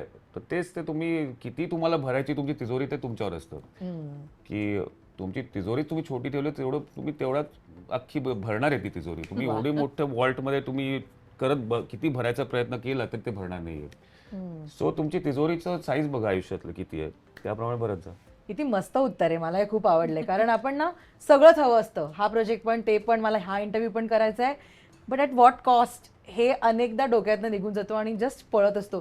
ताई आरबी आधीपासूनच असतात का सुरुवातीपासून, की नाही पळायचं कुठल्या मागे, लेट इट बी? हा ऍक्च्युली आमच्या घरातच ते सगळे. कॉम्पिटिशन हा प्रकार कधीच नाही. कॉम्पिटिशन विथ सेल्फ, की तुम्ही तुमच्या स्वतःपेक्षा तुम्ही बेटर आहात का आज ॲज अ ह्युमन बिईंग, ते पण तेवढंच आमच्याकडे. म्हणजे घरी पण तेच वातावरण होतं, असं खूप कॉम्पिटिशन एकमेकांशी किंवा बाहेरच्या स्पर्धा करावी जगाशी, असं कधी आमच्या घरातच ते वातावरण नव्हतं. आणि आय थिंक ती स्पेस आम्हाला मिळाली लहानपणापासूनच आणि तीच तशीच टिकवत आलोय आम्ही आत्तापर्यंत, की कंटेंट जे आहे त्याच्या आणि गिव्ह युअर बेस्ट. जे बेस्ट आहे ते तुम्हाला येतच, म्हणजे ते कुठे एस्केप होतच नाही. ओके, सो मी ना ताई काही छोटे छोटे क्वेश्चन्स तुला एकटीला विचारणार आहे. Oh. काही त्यांच्या मनातले आहेत, काही माझ्या मनातले आहेत. तुला उत्तर द्यायची एकटीला त्याची. अरे ओके, बापरे. टू बी व्हेरी ऑनेस्ट, हां, घरचा रिअल स्टार कोण आहे, आरबी की तुम्ही? मी ती डेफिनेटली. ओके, आरबी बद्दलची नाही का तू सगळ्यात पण नाही मला खूप घाण वागवतात ती लोक. अरे यार, अजिबात घरी स्टारवर काही नाही मी. एकदम बेसिक ट्रीटमेंट. Basic. ओके ताई, आरबी बद्दलची सगळ्यात एम्बॅरेसिंग गोष्ट आज रिव्हील कराल ती कोणती? एम्बॅरेसिंग. अरे बापरे, काय रे करतोस तू? काय माहिती. एम्बॅरेसिंग असं. अरे तो कुणाची फिरकी घेऊ शकतो ना, तो रुथलेसली फिरकी घेऊ शकतो कुणालाही. म्हणजे गाजर हलवा म्हणून लाल मिरचीचा ठेचा वगैरे आलेल्या गेस्टना देऊ शकतो. मसाला सुपारी म्हणून गरम मसाला आणून देईल गेस्टना. असं तो काही कुणाची फिरकी कुठल्याही लेवलला जाऊन घेऊ शकतो. ओके गाईज, आणि यू से हो, अरे राकेश थांब रे, आपल्याकडे आलेत लोक. एम्बॅरेसिंग त्यांच्यासाठी आहे, माझ्यासाठी नाही. माझ्यासाठी फन आहे. ओके ताई, आरबीची non glamorous off screen habit जी कोणालाच माहित नाहीये, नॉन ग्लॅमरस आहे पण. Non glamorous off screen habit काय करतोस? चहाचा कप सगळीकडे सोडून. पण that is not very non glamorous actually. पण नॉन ग्लॅमरस काय आहे तुझी हॅबिट? नाही मी दरवेळी ग्लॅमरसच असतो. ऍक्च्युली तर सगळं स्टाईल मध्येच करत असतो. घरी पण style quotient on. Style question on असतो त्याचा काय. बरं, लहानपणी ट्रबल मेकर कोण होतं, तुम्ही की आरबी? हा, ऑलवेज रिबेल. आरबी अजूनही तुमचं ऐकतो की नाही, किंवा घरची कामं आरबी ऍक्टर, फेमस ऍक्टर झाल्यानंतर त्याला सांगितली का कधी करायला? अरबी अजूनही ऐकतो का? नाही तर ऐकावं लागतं. No option. There is no option. ऐकून न ऐकल्यासारखं पण करतो बरेच. मग कधी कधी होतं असं. आणि फेमस ऍक्टर झाल्यानंतर घरची कामं नाही, तो आरबीला सगळी दिली का? घरातली कामं करतो. What? त्याचं घर म्हणजे मुंबईचं घर बॅचलर हाऊस पॅड जरी असेल तरी माझ्या घरापेक्षा स्वच्छ आणि नीट नेटकं हे त्याचं घर असतं. अतिशय व्यवस्थित घर असतं त्याचं कायम. Wow. So तो आणि तो हाताने स्वतःची कामं, म्हणजे अगदी बाईने आली स्वतः झाडून पुसून चकाचक घर ठेवणं हे त्याच्याकडनं शिकावं. हे खूप सरप्राइझिंग आहे माझ्यासाठी उत्तर. मला ती हॅबिट आहे. मला ते पसारा घाण म्हणून ते बिग बॉसच्या घरात माझं वेळ लागलं होतं मला, की बापरे माझं आय डोंट नो कुठे जाऊ, कुठला कोपरा पकडू मी, सगळीकडेच घाण होतं. त्यामुळे लिटरली मी पहिले 2 आठवडे नुसतं साफ करत होतो घर, मी दिसलोच नाही. काय मग रितेश भाऊ म्हणतात तुम्ही दिसलाच नाही हो 2 आठवडे. म्हटलं तुम्ही काम करत होतो घरात, एवढी सगळी घाण करून ठेवली लोकांनी, ती साफ करत होतो मी. ओके ताई, आरबीची कोणती सवय तुम्हाला आत्ता सुद्धा चेंज करायला आवडेल? वेळेवर उठणं. वेळेवर उठणं. ओके, त्याच्यासाठी मी तो एक बेड मागवणार आहे आता. अलार्म वाजला की असा सरळ उभा राहतो ना. Okay. He loves his sleep. वा, पण चांगलं आहे ना, घराबाहेर जात नाही, घरी आराम करायचा. आणि हा एपिसोड सुरुवात झाल्यापासून आतापर्यंत, किंवा तुम्हाला स्वामींची भेटवस्तू देण्यात आली, बाप्पा देण्यात आले, आरबी तुमची ना स्पिरिच्युअल साईड उलगडत गेली, किंवा या आधीच्या मुलाखतीतनं, बिग बॉसच्या घरातनं एक ना, मी असं म्हणणार नाही की मुवमेंट यावीच लागते, पण कधीतरी कुठला तरी मुद्दा, कुठला तरी फेल्युअर, कुठला तरी स्ट्रगल आपल्याला ना त्या एनर्जीशी जास्त कनेक्ट करतो, स्पिरिच्युअल एनर्जीशी मी म्हणते. तुमच्या बाबतीमध्ये काय आहे? तुम्ही सुरुवातीपासूनच खूप स्पिरिच्युअली स्ट्रॉंग आहात का हळूहळू बदल झाले किंवा काही घडलं आणि जास्त कनेक्शन झालं? काय आहे तुमच्या केसमध्ये? I believe in energy for sure, की आपण सगळे एनर्जीनीच बनलेलो आहे, positive negative whatever it is. पण there is something that keeps us going, की आपण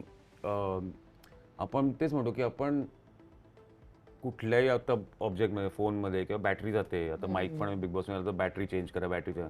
म्हणजे आपण चालते फिरते माणूस आहोत, बॅटरी नाही आपल्यामध्ये. आपण पण कसं, आपण मॅजिक आहोत ॲक्च्युली. एव्हरीथिंग, आपण जे श्वास घेतो, जे विचार करतो, जे आपली कॅपॅसिटी हँडल करायची गोष्टी, किंवा जग जसं ॲडव्हान्स होतं, पुढे चाललं आहे, टेक्नॉलॉजी येते, it's not something that was just created. There is some pattern behind it, there is some energy that is making us do all these things. तो ऑब्व्हियसली आय बिलीव्ह इन. मी कधी असं idle worship किंवा असं की एका देवाला मानणं किंवा असं नाही, एक कुठला तरी फोकल पॉईंट जेव्हा मिळतो तिथे मी शरण जातो. माझ्यासाठी ती एनर्जी ॲज अ पॉईंट, म्हणजे मी ॲज अन एनर्जी मला वाटतं की ती एनर्जी आपल्याला खूप मोठी आपल्यापेक्षा, ती आपल्याला गाईड करत असते. फक्त आपण ओपन राहून फक्त ते गायडन्स घ्यावं आपण, की वाईब मिळते कधी कुठे आयुष्यात, की इंट्युशन्स येतात कधी कधी, की कधी तुम्ही भरकटता तेव्हा जेव्हा नामस्मरण किंवा मेडिटेशन करता तेव्हा तुम्हाला एक पाथ दिसायला लागतो. आणि तेच मला जाणवलं की जेव्हा तुम्ही शांत बसता, एक चिंतन करता किंवा तुम्ही आर्टमध्ये येता, तेव्हा मी ॲज अ माझ्यासाठी spirituality it's, I don't believe in religion what ever. माझी स्पिरिच्युअलिटीवर खूप मी विश्वास ठेवतो. Spirituality is that's the only thing that gives you a focal point, की तुम्ही एक कोणाला तरी तुम्ही शरण जाताय, की जे ते कोणी असो, काही असो, आर्ट असो किंवा देव असो किंवा कुठलाही तुम्ही जे काही तुम्ही विचार करताय, पण समथिंग यू हॅव टू बो डाऊन टू, की असं मला वाटतं की असं. आणि मी होतो तसं, की मी एक आयुष्यात दरवेळेला मी देवाला म्हणतो किंवा कुठे आकाशात कधी मी ट्रेकिंगला जायचो तेव्हा मी आकाशगंगा दिसायची क्लिअर, तेव्हा तिथे ते माझ्यासाठी देव होतं, यु नो, की ते स्पिरिच्युअलिटी मला तिथे भेटायची. कारण की मी फक्त वर बघून म्हणतो थँक्यू, की जे आयुष्य दिलं आहे खूप आभारी आहे, खूप आम्ही थँकफुल आहोत की आम्हाला तुम्ही जे काय कष्ट देत आहेत किंवा हॅपीनेस येतो आहे, whatever we are learning something out of it. त्यामुळे मी दरवेळेला मी शरणी जायचो थँक्यू म्हणत, की भाई आत्तापर्यंत जे झालं ते चांगलं झालं आहे, ह्याच्यापुढे मी काय ते चांगलंच करेन, फक्त माझा साथ द्या.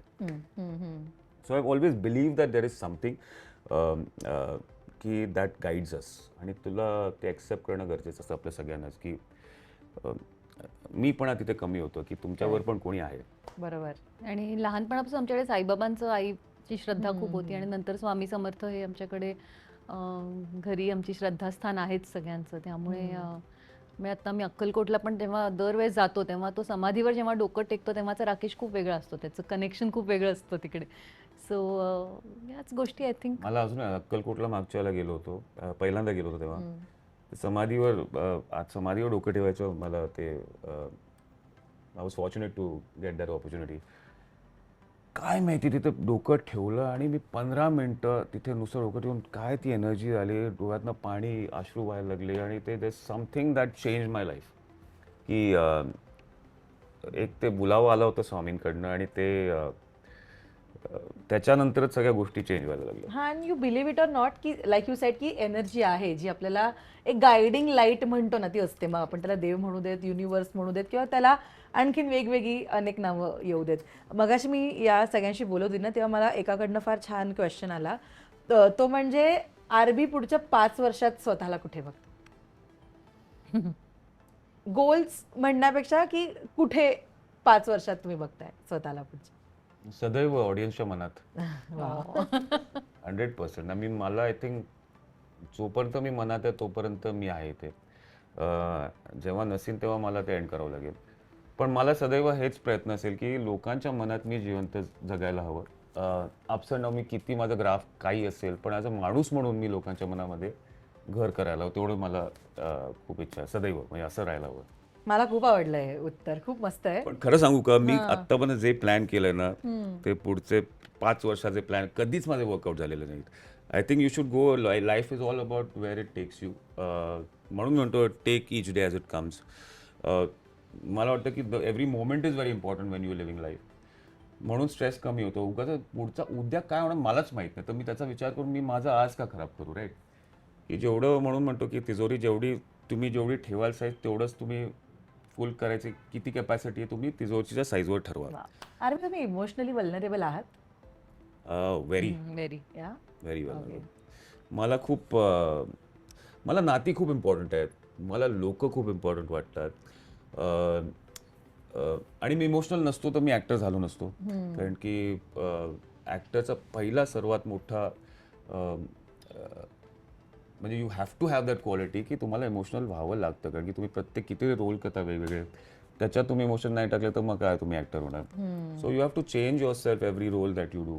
आणि त्याच्यात ते फक्त तुम्ही इमोशनल असाल तरच तुम्ही अंडरस्टँड करू शकाल भावना आहे, लोकांची भावना काय असते वगैरे. आणि त्यामुळे आहे मी इमोशनल. हो, ताईने पण क्विक उत्तर दिलं की येस व्हेरी इमोशनली वल्नरेबल. आणि ते इम्पॉर्टंट आहे, नाही तर मग ते सगळं एकत्र ब्लास्ट होतो जमवून नाही, मी ठेवलं तेच तर. म्हणतो की लोकांचं तेच मी खूप म्हणतो की माझ्यातली कला आणि माझा हळवा स्वभाव तीच माझी आत्तापर्यंत ताकद आहे. म्हणजे कारण की तुम्ही एक हळवा माणूसच दुसऱ्या माणसाला समजू शकतो. तिथे म्हणजे तुम्ही आजकाल लोकांची ना लिसनिंग कॅपॅसिटी संपलेली आहे. त्यामुळे कोणी ऐकतच नाही. आता डायलॉग तुला एक्झाम्पल देतो की an actor basically how can he be a good actor when he starts listening. आपण दोघं डायलॉग बोलतोय, सीन करतोय, तर जेव्हा मी स्क्रिप्ट वाचतो तेव्हा मी तुझा पण बाय हार्ट करतो, तुझे लाईन्स. असं नाही की मी माझेच लाईन्स वाचतोय वगैरे, बिकॉज तू जे बोलशील त्याच्यातनं माझ्या सायलेंट रिॲक्शनमधनं पण काहीतरी एक मेजर रिॲक्शन मिळेल न बोलता माझ्या एक्सप्रेशननी. So that's why always listen to what. तुम्ही रिॲक्ट करायला फक्त ऐकू नका लोकांना की मला आन्सर करायचं, हॅव टू गिव्ह सम एकदम धासू उत्तर द्यायचं, तसं नाही. की तुम्ही त्या माणसाचं ऐकून घेतलं, तुम्ही एक basically give and take is very important in life. म्हणून मला वाटतं की coming back to the question. Okay ताई, पण आज जर मी तुम्हाला विचारलं की राकेशनी आतापर्यंत वेगवेगळ्या भूमिका केल्या आहेत, पण एक प्रकारचं कॅरेक्टर जे अजूनही त्यांच्यापर्यंत आलं नाहीये आणि त्याने ते करावं, तो ते बेस्ट करेल, तर एक बहीण म्हणून काय वाटतं, कोणतं कॅरेक्टर किंवा कुठल्या टाईपचा प्रोजेक्ट आरबीने आत्ता करावा जो बाकी आहे असं? मला आत्ता जे वाटतंय की एक साधारण कसं असतं की यंग टिपिकल चॉकलेट बॉय इमेजमधनं आता तो बाहेर पडून एका वेगळ्या आता सेगमेंटकडे त्याचा प्रवास सुरू झालेला आहे. त्यामुळे एक ठहराव असलेला मॅच्युअर लव्ह स्टोरी, रिअलिस्टिक जर का कुठली असेल, which very mature realistic love story, म्हणजे फिमेल प्रोटॅगनिस्ट अवंतिका वगैरे, जशी मला जुनी आपली एक होती सिरियल, किंवा बडे अच्छे लगते हो, किंवा असे जे काही जॉनर आहे त्याच्यामध्ये आय थिंक त्याला तो खूप छान जस्टिस करू शकेल असं मला वाटतंय. With an equally mature costar जर का असेल आणि चांगली स्टोरी असेल रिअलिस्टिक, तर ती खूप आणि असे रोल्स आता त्याच्या सेगमेंटमधले त्याला भरपूर तो तिथे चांगलं करू शकेल असं मला वाटतं. ह्या थोडं मॅच्युअर आणि ठराव असलेले रोल्स चांगले करू शकेल असं. आरबी, पण तुमच्या मते टर्निंग पॉइंट कोणता ठरला तुमच्या आयुष्यातला अदर दॅन तुंबिन? आय थिंक हिटलर, नवरी में हिटलरला. I think that was a big turning point. एक गोष्ट सांगेन, मराठी जो प्रेक्षक असतो ना तो फार फार वेगळा असतो. जेव्हा त्यांना कुठली गोष्ट आवडते तेव्हा ते खरंच त्या व्यक्तीला डोक्यावर ठेवतात. आणि ते मला जाणवलंय की ते मराठी ऑडियन्स जो आपल्या मातीतली जी लोक असतात तर जे प्रेम देतात ते जगावेगळं असतं. आणि मला ते नवरी में हिटलर नंतर अभिरामला एजेला जे मिळालंय प्रेम, दॅट वॉज, मला खरंच वाटलं की मी एवढ्या वर्षानंतर मी परत डेब्यू करतोय ना. सो ती फिलिंग आली. आणि हे सगळे बसले ते एक्झाम्पल आहेतच जे प्रेम जे दिलंय त्यांनी मला आत्तापर्यंत.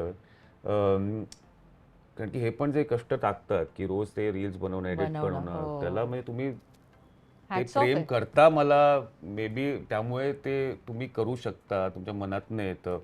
हे माझं रिअल गिफ्ट आहे की हे माझं तुमच्या मध्ये मला माझा सक्सेस दिसतो दरवेळेला. त्यामुळे that is biggest wealth for me. आणि म्हणून मला वाटतं की ते टर्निंग पॉइंट इकडनं हिटलर नंतर सुरू झालं. आणि हे उदाहरण आहे त्याच्यासाठी. बिग बॉसच्या वेळेस तर मला तो अनुभव आम्ही डिस्कस करायचो की आजच्या एपिसोड नंतर उद्या हे जायला पाहिजे रील हा. वगैरे. त्याच्या आधी फॅन्सनी इतकी सुंदर एडिट्स करून केलेलं असायचं की कितींदा we use to be surprise की ओ माय गॉड राकेश किती लकी आहे असं मला कायम वाटत राहील. आणि असं हे प्रेम हवंच असतं ना, नेव्हर एंडिंग आहे Never की ending. आपण छान काम करतोय तर ते तितकं रिफ्लेक्ट पण होतं प्रेक्षकांकडनं. खरंच. येस ऋषिकेश. सर तुम्ही आतापर्यंत जेवढे कॅरेक्टर प्ले केलेत त्यातलं तुमचं आवडतं कॅरेक्टर कोणतं आहे? आवडतं कॅरेक्टर एक तर एजे तर आहेच. एक मर्यादा म्हणून एक होती, आदित्य चा रोल केला होता, हरियाणवी रोल होता, तो जाटचा रोल होता, तो एक छान होता. कबूलेमध्ये असद अहमद खानचा होता. अजून कुठलं रोहन होंगे जुदा ना हम वगैरे काय काय. आय थिंक एव्हरी कॅरेक्टर मला ते मी जेव्हा करतो ना कुठलेही घेतो कॅरेक्टर ते तो मी माझा फेवरेट असतोच त्याच्यात. मी स्वतःचाच फेवरेट आहे त्या कॅरेक्टरसाठी. मी बनवतो त्या कॅरेक्टरला माझं आपलं की अरे जीवाभावाने प्रेम करतो त्या कॅरेक्टरवर. मग म्हणून आय थिंक सगळ्या कॅरेक्टर मला तेवढंच फील आहे की मला प्रेम आहे. प्रत्येक कॅरेक्टर मला खूप आवडलंय माझं. आणि यांची 6 वर्षाची नात जर्मनीला राहते आणि ती एकदम तिचं रोज एक आमच्याशी म्हणजे रात्री जो कॉल असतो त्याच्यात असायचं की बिग बॉसला, कारण ते आमच्या नंतर बघायचे, मग ते दुसऱ्या दिवशी मग ते काय काय झालं काय.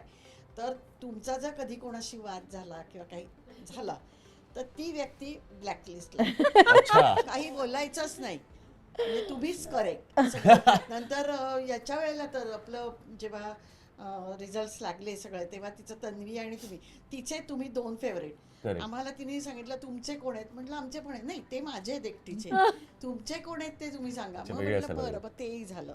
आणि मग इतकं रडू आलं होतं तन्वी झाल्यावर. म्हटलं अगं नाही, ते पण विनरच असतात.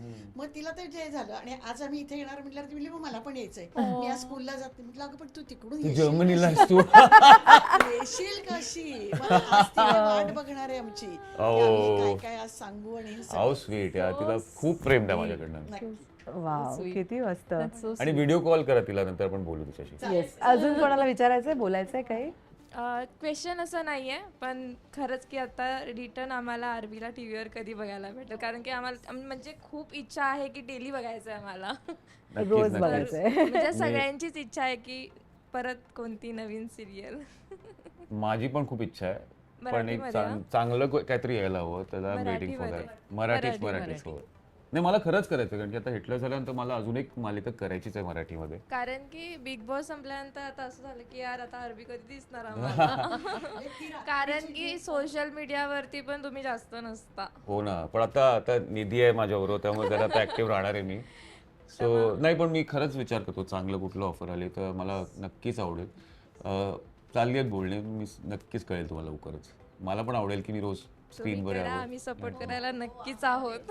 नक्की नक्की. क्या बात आहे, किती मस्त. स्वामी कृपा लवकर होऊन जाईल सगळं. होऊ देत. खरंच होणार. जाता जाता एक छोटासा गेम आहे, खरं की खोटं मध्ये उत्तर द्यायचं. आरबी याच्यावर खरं लिहिलं एका साईडला खोटं लिहिलंय.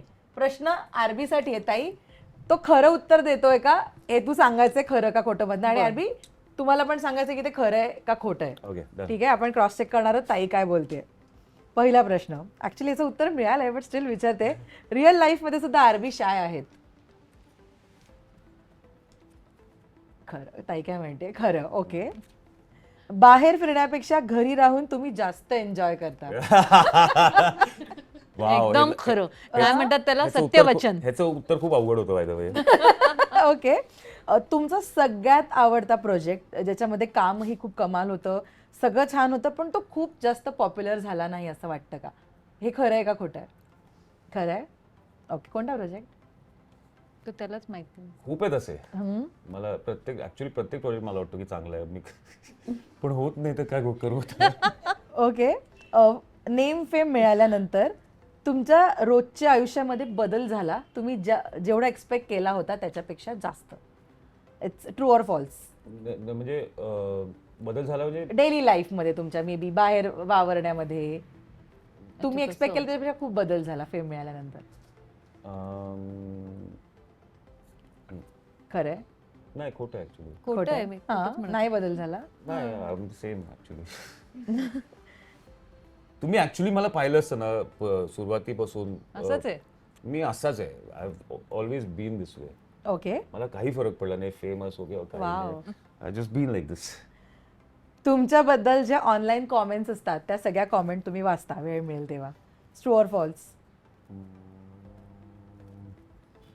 खोटं आहे, नाही वाचत? एवढं नाही वाचत, कुठे मग वेळ मिळत नाही तेवढं वाचायला. मी कधी कधी वाचलं, मला काय वाचतेस तू, काय वाचायचं नसतं. ट्रोल्स वगैरे असतात Trolls ते वगैरे जनरली असतात. मग एवढे ते माहिती कशामुळे येतात काय होतं ते Okay. बेसिकली. त्यामुळे मग why waste time in listening to.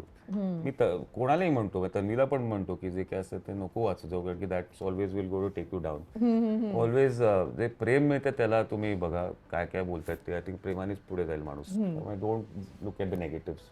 खूप आहे जनरली नेगेटिव्ह लाईफमध्ये कसं नाही वाचायचं. तुमच्याबद्दलची एखादी गोष्ट जी बातमी वाचूनच तुम्हाला कळते अनेकदा, की काहीतरी बातमी झाली आणि तुम्हाला कळलंय, ट्रू ऑर फॉल्स? ताई का हसली एवढं? परवाच दाखवली मी त्याला एक बातमी करत. खरंय.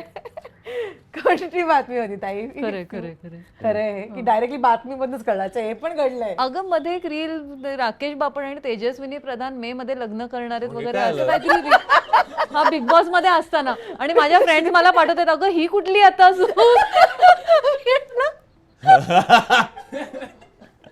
म्हणजे कुठनं आलं काही मूडच काही नव्हतं त्याला. संबंधच नाही त्याचा काही, आणि फुल डेट सकट वगैरे डिक्लेअर करून मोकळ. आणि हे किती सरप्राइझिंग असतं की अरे मला तर सांगा माझं लग्न आहे. ओ म्हणजे मी बिग बॉसच्या घरात एवढं बाहेर एवढं सगळं झालं मला कळलं नाही ते. माझ्या आईला तिच्या नातेवाईक, अगं ही बातमी खरी असेल तर मग आवडेलच आम्हाला. ओके. हेडलाईन दिलीस तू त्यांना. हेडलाईन दिली मी. Sorry sorry sorry, cut cut cut. शेवटचा प्रश्न. राग आल्यावर आरबीचे एक्सप्रेशन्स, रिॲक्शन एकदम एक्स्ट्रीम असतात, true or false? True. Modi, भाई मैं जैसा हूँ वैसा ही हूँ, जो दिखता है वही हूँ. ओके. आणि मला जेन्युअनली ही ऑनेस्टी खूप आवडली आरबी, कारण असं असतं ना की तुम्ही कदाचित वेगळी उत्तरं देऊ शकला असतात, बट तुम्ही खूप ऑनेस्ट उत्तरं दिली आणि ताई होतीच सपोर्टला. So thank you so much. तुम्ही वेळ दिला, आज राजश्री मराठीशी गप्पा मारल्या, या तुमच्या फॅन्स जे एवढं प्रेम करतात तुमच्यावर त्यांच्याशी तुम्ही इंटरॅक्शन केलं. थँक्यू आणि all the very best. Like this set की रोज बघायला आवडेल तुम्हाला टीव्हीवर. लवकर या. नक्कीच नक्की. Thank you so much. खरंच खरंच खूप बरं वाटलं तुम्ही आला तिथे. You guys really really made my life and my days. So please असेच खुश राहा, मला प्रेम देत जा खूप, आणि मी तुम्हाला एंटरटेन करत राहीन आयुष्यभर. वा वा, थँक्यू सो मच. थँक्यू.